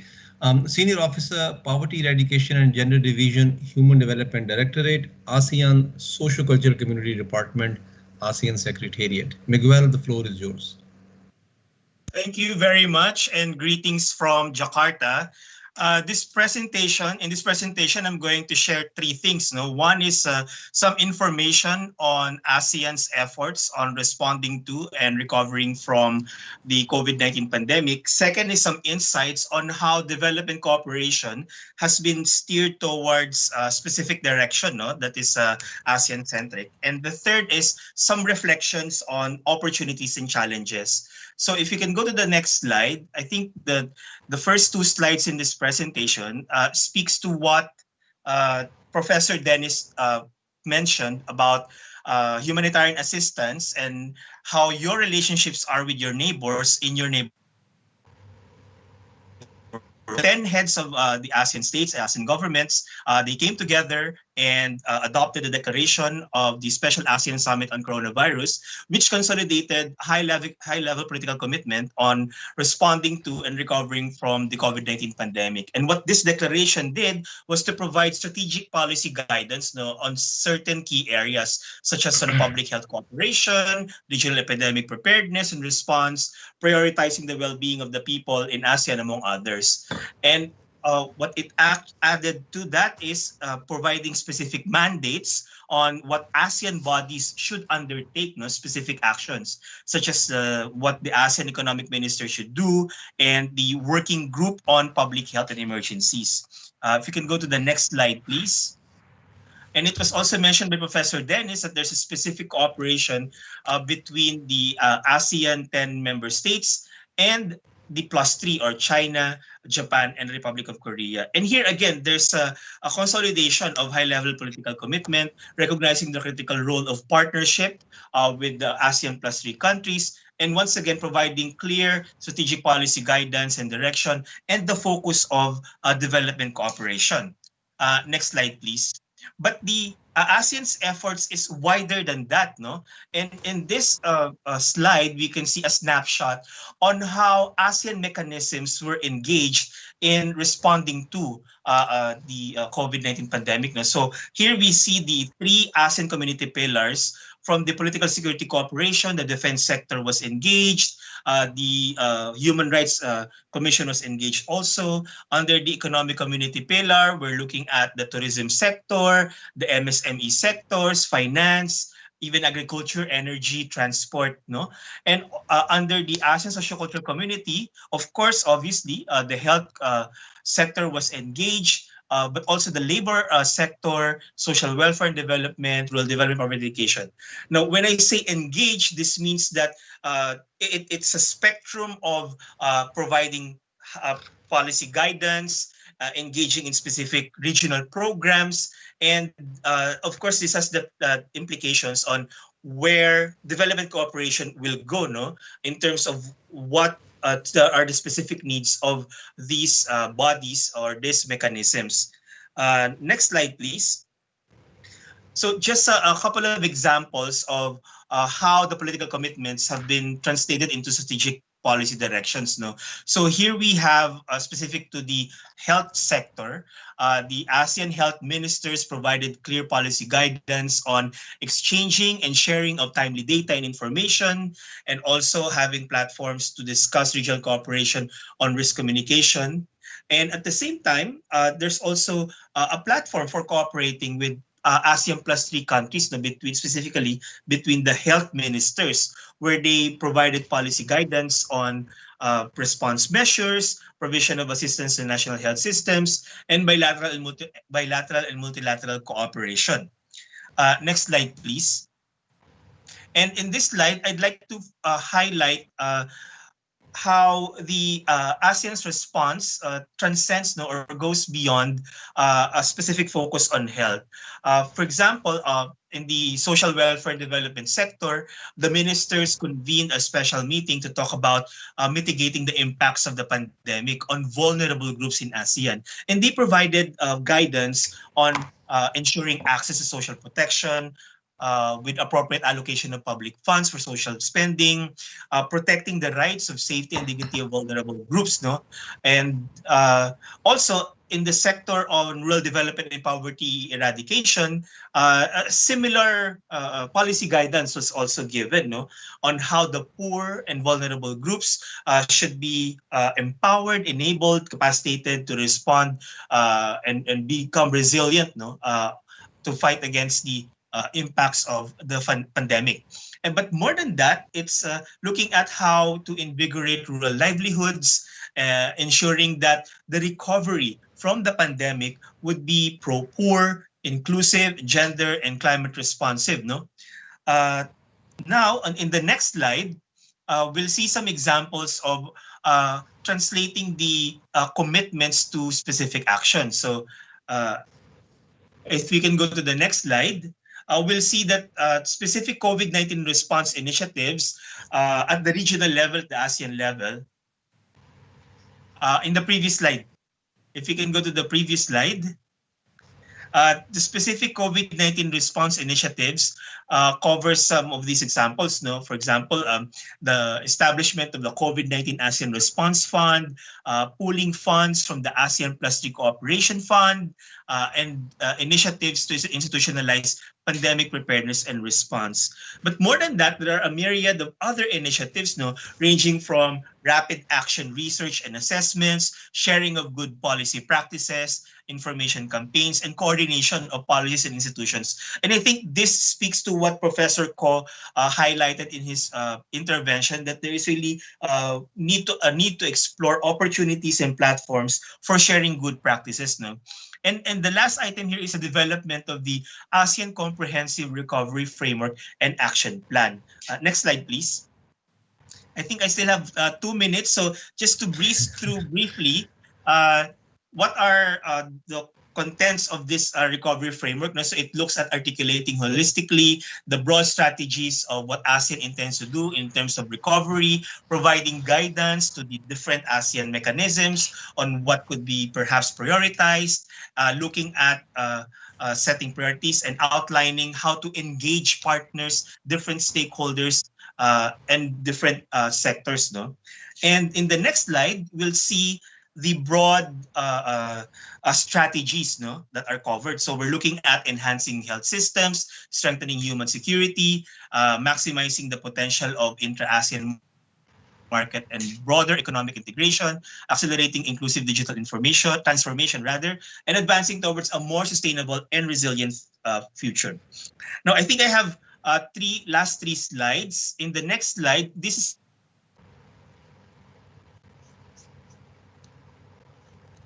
engage its partners. No? So, for example, there's a platform on ASEAN-China foreign ministers, also engaging the European Union, the United States, and there's a special platform for ASEAN-Russia partnership. No? In the next slide, we'll see some insights. No? Some insights on steering development cooperation. One is on ASEAN centrality, and ASEAN has been able to tap its convening power to gather all from the highest level, from the ASEAN leaders to the senior officials, and even engaging different stakeholders, civil society organization, private sector, the private sector, amongst others, and building this consensus of what would be the development agenda, the specific agenda in responding to the pandemic.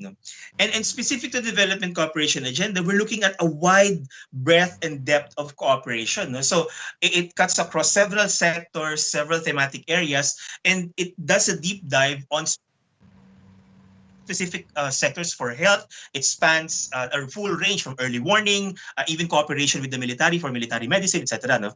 And also, there's a direction of development cooperation funds. And I mentioned earlier that, as an example, the ASEAN +3 Cooperation Fund, there has been an initiative to dedicate a certain percentage of this fund for the response and recovery of the pandemic.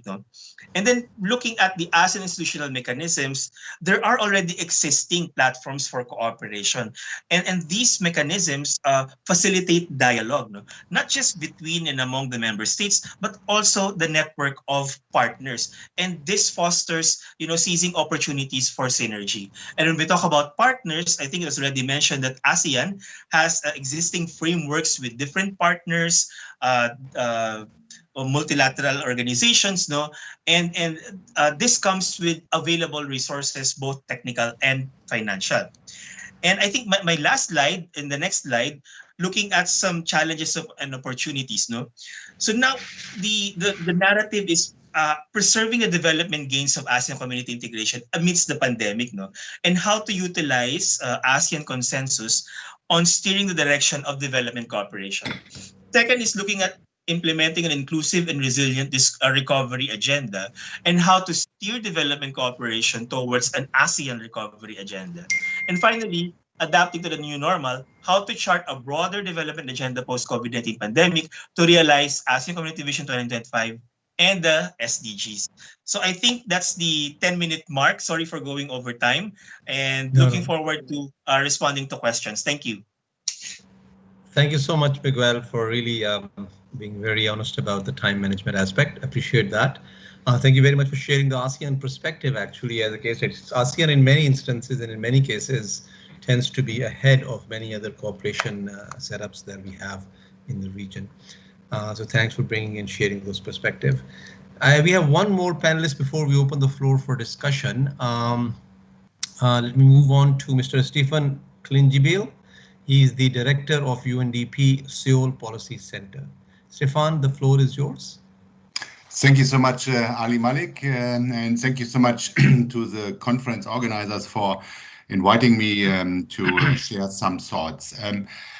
Just quickly, I mean, what is pretty clear, but what we really need to understand that COVID-19 is changing many things in a way, a significant way, in terms of humanitarian needs, public health implications, socioeconomic consequences.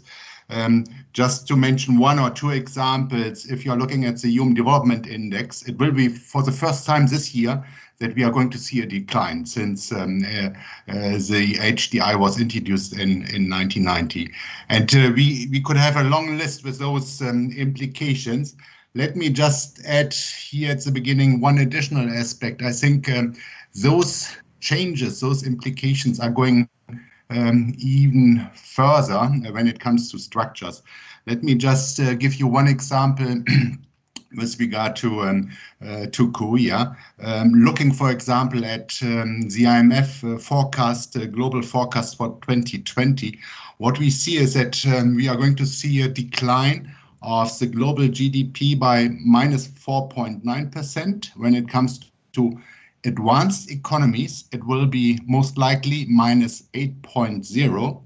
When it comes to the Republic of Korea, we expect to see a decline of -2.1. So what I want to say here, the crisis management capacity has a strong impact on the economic results of countries. And because of, let's say, this kind of rather smart and clever approach of the Republic of Korea, Korea will even see a new ranking when it comes to, what are the most important economies in the world. So this is one aspect. Another one, I just drafted something together with Liv Torres from Pathfinders, that, for example, the Republic of Korea is increasing its soft power capacity, the reputation, how the country is seen from outside. This is a very important aspect when it comes to foreign students, for example, in the future, how the private sector is seen, etc. So what I want to say here, the changes are really very fundamental, very significant, and that's very important to understand. And let me just also say at the beginning, we as the UNDP Seoul Policy Center, we did a couple of webinars and analytical work on those topics. So please get back to me if you are interested in more details. Very briefly, I want to discuss three main questions with you. The first one is, what are implications of COVID-19 when it comes to development cooperation and other forms of international cooperation? That was really interesting to listen to panelists yesterday and today. Let me add just a few aspects in this regard. I will briefly discuss the regional setting and regional governance aspects and what might be global implications, how the region can contribute to global debates. And my last point would be beyond past dependency, how basic considerations about strategies to overcome the situation should look like. So my first point, very briefly, development cooperation was great to listen to all the presenters yesterday and today. I just want to give some very bold, quick points. The first one is, and together with Artemi, I did also some papers on this, that COVID-19 is sometimes described as a game changer, also for development cooperation. In our view, what we see is that COVID-19 is rather a super accelerator when it comes to pre-COVID existing trends like multipolarity, like the role of rising powers, etc., etc. This is a quite important and relevant aspect. I just want to highlight it here. My second point is, and implicitly we discussed it over the last 2 days, of course, development cooperation has always, two main approaches, providing financial resources, investments on the one hand, and knowledge on the other hand. And I really think that it would make sense from the perspective of development cooperation, but even beyond, to have a closer look at how knowledge was used and is used in this crisis. Let me just give you one example beyond development cooperation. Many countries were turning to the Republic of Korea over the last couple of months to learn about the situation here. And this is not just relevant for developing countries, but also for a number of OECD countries. So knowledge is something what is not exclusively relevant for development cooperation, but also beyond. And to make the best benefit out of knowledge sharing is, I think, a very important aspect. Let me also say that a number of countries were turning to China, to Korea, and to other countries of the region to get experiences from the region. But what is also important from a development cooperation perspective is that sometimes also low-income countries, least developed countries, have something to share. Look, for example, at the situation of Rwanda. Rwanda is managing this COVID situation in a quite clever way. So with little resources, you can also do something in a very different way. So in this regard, knowledge, how knowledge is used and shared is something what is very important. Last aspect on development cooperation, I think what is really a very important trend is that North-South cooperation remains in a way important. South-South cooperation is on the rise, but what we see at the same time is more multi-directions of cooperation. So this kind of South-North cooperation, how sometimes southern countries are supporting northern countries, OECD countries in the crisis, is quite interesting. Yeah, we have those examples, Turkey, United States, etc. That's quite interesting. We have also East-West cooperation. It's not always development cooperation in a narrow sense, but this kind of multi-directional trends are quite striking.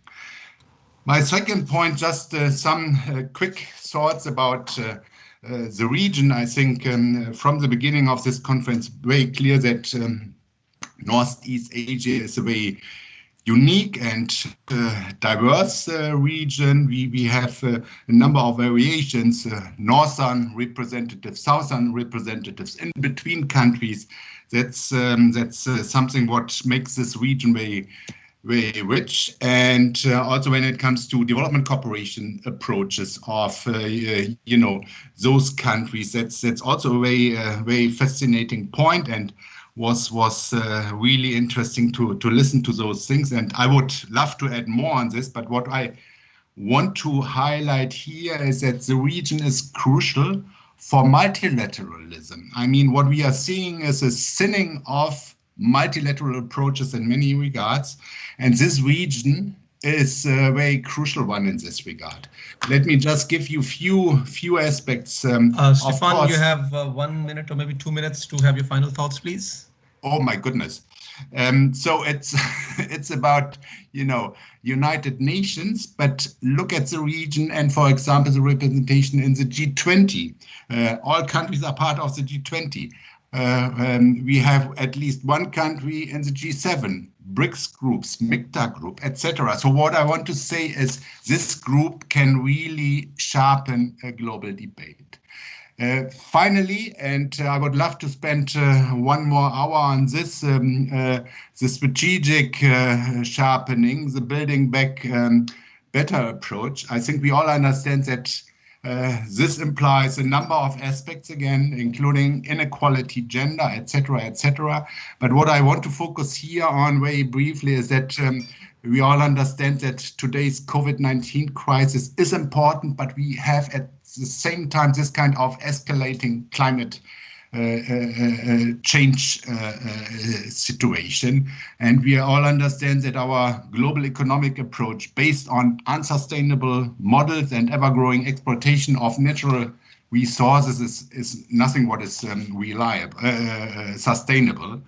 And in this regard, what is important is the principle of that we are spending at least public funds, that those funds are invested in line with needs of future generations and not past dependent and repeating those failures from the past. In this regard, I could give a number of examples, but what I want to do here is just to mention that at the moment we are investing huge amounts of money in OECD countries and beyond OECD countries in the recovery of our economies. And this kind of making those investments sustainable with a long-term perspective is something what is important. I would love to go to more details on this because we have, at least to some extent, a trade-off between the short-term needs to save and to create new jobs, etc., and some long-term aspects. And I think some of those trade-offs are short-term, perspectives. But what I want to say here is we need to look out for good examples. And of course, all of our countries in the region are not, paradise and perfect. But what Korea is doing right now Stefan, is... we have less than 7 minutes left, and I have literally at least three questions from the floor and several other ones. Last word, please. This kind of Green New Deal, what Korea is doing, I think can least to serve as an example in some regards also for development cooperation. So again, would love to get to bring over more details, but with this over to you again, and sorry for taking a lot of time. Thank you. Appreciate that. Thanks for understanding. I really want to have, I saw actually two very interesting questions here, and there are several others in the pipeline earlier as well. So I was grouping them. Let's just straight to the question. This is question addressed to essentially the Cambodia presentation, but I think presentation from Pakistan can also respond to that. It's a little more general question in that sense. The question is, Cambodia is receiving assistance from the traditional OECD and DAC donors, as well as southern providers. Partly it's true for Pakistan also. So how can cooperation be promoted at the country level between these groups of providers? I think, Samrat, you yourself, one of your last remarks you made was that there needs to be effective and enhanced collaboration between providers of cooperation or funding as well, right? So maybe you wanted to pick up that. Can you elaborate now what you were after? Okay. And what would be your response? How can it be done? Okay, so I think, like, you know, because traditional dark country, because they are more advanced, and maybe I think like they should focus more on, for example, software infrastructure like capacity building or something like this. And for the new donor like China, so Cambodia, for example, just in case of Cambodia, like you can benefit from hard infra, like more focus, should focus more on hard infrastructure, for example. That's the important thing. I think like if donor countries can share more information, it can increase. They can increase the mutual understanding, and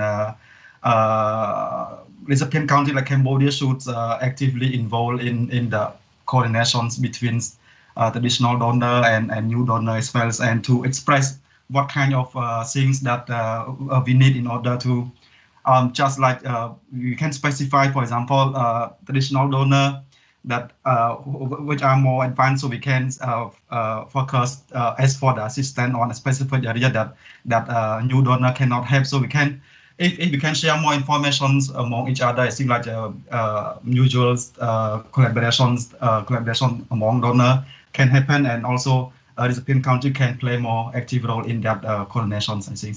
Yeah. Thank you. I think this is precisely this forum is for to essentially try and facilitate this kind of collaboration, not only among the donors, but from the recipient country's perspective, how they want to go forward. Shafqat, do you have any perspective and observation from Pakistan point of view? I just want to add 4 points which Pakistan would be interested with. Be quick. Yeah, very quick. Just a bullet point. Pakistan needs to invest in green energy sources and renewables for job creation and resilient development. That is the important area. And the second one is Pakistan needs international development cooperation, and especially from Northeast Asian nations, to address health emergencies. That is the second number. Third is Pakistan needs to build disaster resilience through international cooperation. That is also a part of commitment of Pakistan under the Shanghai framework and also the global community. And fourth one is Pakistan need to help in digital technology, because the world is digitalized, that the future businesses will be in digitalized form. So these are basically 4 areas where Pakistan would be needing a better development quotient to build better, to build back better. Excellent, Shafqat. Clearly identifying 4 areas, but I think the interesting conversation we are having in the context of this question is what kind of collaboration you want from the donor, from your partners, whether they are DAC, OECD or Southern partners, in supporting these areas that you're identifying. You may be getting support, maybe let's say, I think one of the challenges that comes up, which Samrat was also highlighting, was you may get help on one area, let's say digital transformation, hypothetically speaking, from multiple donors, and not get anything for other areas, right? So what if you put yourself on the other side of the table, what would you recommend how the donors should collaborate to facilitate meeting the exact specific requirements that the countries are putting forward? Like you shared very clearly 4 areas. So what is missing in that context? So basically, if donor countries and Pakistan's the government, they will be sitting, for example, I will quote here the China example, CPACs, which is very much clear. All the targets are set, everything is there. So there should be a clear strategy of development cooperation between the donors and the recipient countries. So, but not at the bilateral level, maybe at the multilateral level. Not at the budgetary level, the technical level also. because on digitalization, Pakistan has built a great resource at their universities. There are a lot of maybe hundreds of thousands IT experts in Pakistan through education, but they need some kind of a direction and some kind of a space where they can chip in, which is a technical support.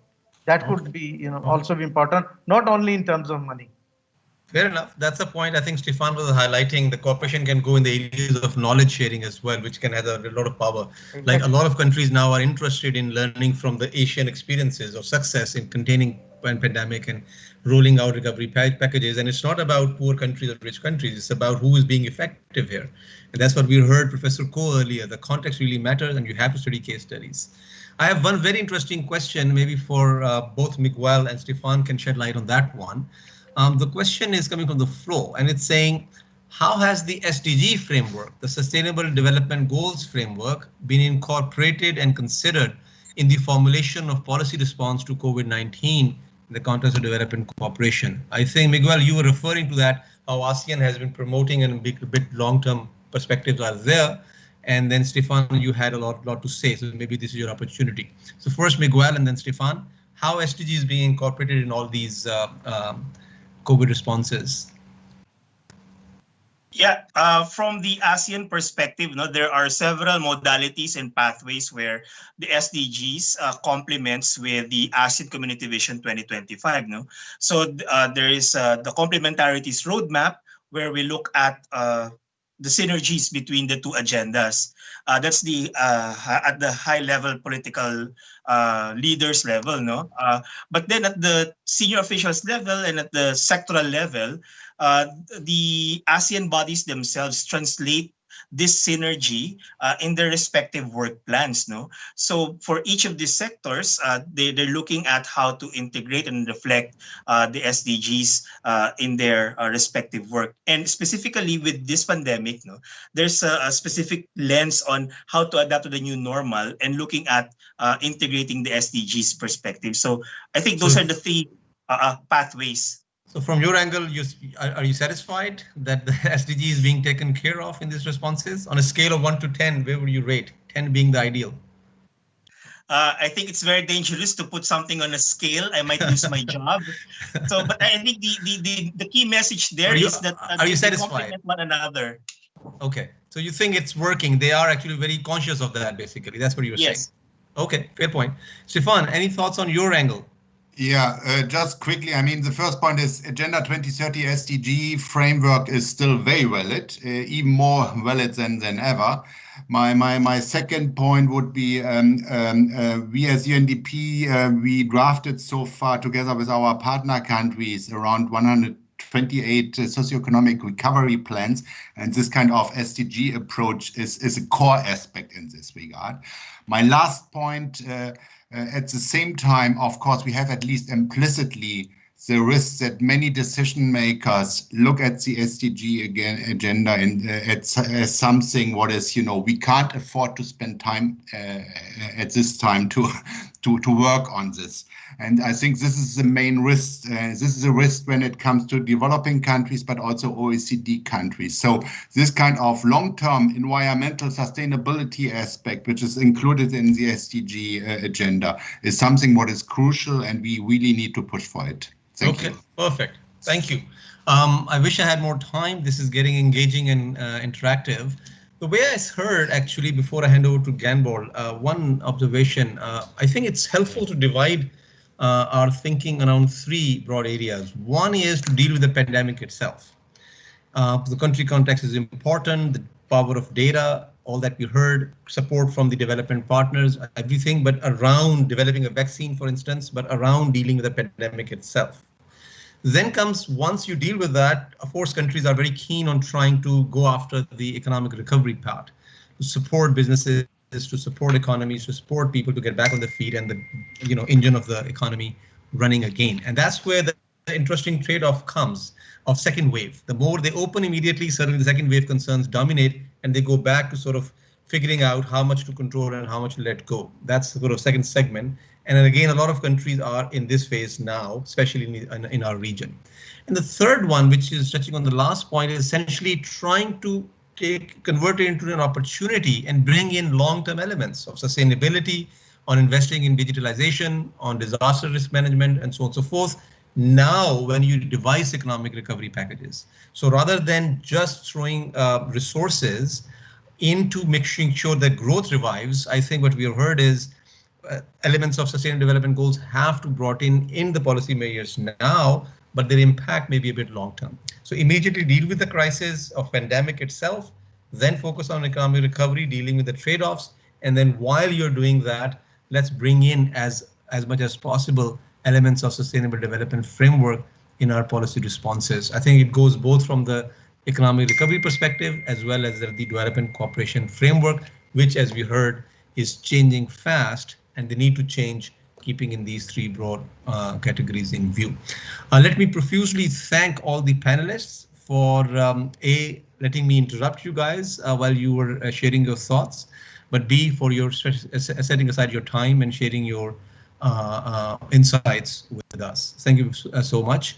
And I also thank Professor Koh and Professor Dennis earlier to lay out the sort of the context of the entire debate and conversation through their very comprehensive presentation. So now let me hand over to my colleague Ganbold to say some final concluding remarks. Ganbold, over to you, please. Thank you, Hamza. And with this rich and insightful exchange, we bring the forum to close. We learned various support offered by Northeast Asian countries to the developing countries to fight against the pandemic, starting from emergency assistance and medical supply and equipment to financial support. Development cooperation programs are refocusing and strengthening support to build capacity and resilience of countries to respond. And many of the emergency supports are provided by various ministries or offices within the countries, but not necessarily coordinated, let alone coordination among countries. Tension between the big countries are heightened by the pandemic, while we see multilateral approach in such areas as vaccine supply strategy, COVAX facility, that Japan and the Republic of Korea and most recently China participate. I see that the scope and landscape of development cooperation, particularly of countries in Northeast East Asia, are changing, while we should not lose sight of the ultimate beneficiaries of the development cooperation. The pandemic may also be an opportunity for development cooperation community to aim for a common objective, building back better. Before I close, I thank all presenters and panelists for their insights and our colleagues, moderators, for their smooth navigation, and thank all the participants for joining the forum and sending various questions and comments, although we didn't have enough time to respond to all the questions. Finally, my deep appreciation to our co-organizers and partners, Sidran, Jasid, Kaidek, and Raide, and our key SI. The video recording and the presentation of the forum will be available on our website. We plan to issue policy briefs of the topics presented during the forum. Also, please let us know your think about the forum through the evaluation survey we will send, which we will send through email and our website. And on that note, thank you and stay well and healthy. Thank you. And goodbye. Thank you, Ganbal. Goodbye. Goodbye, everyone. Goodbye. Okay, bye-bye. Bye.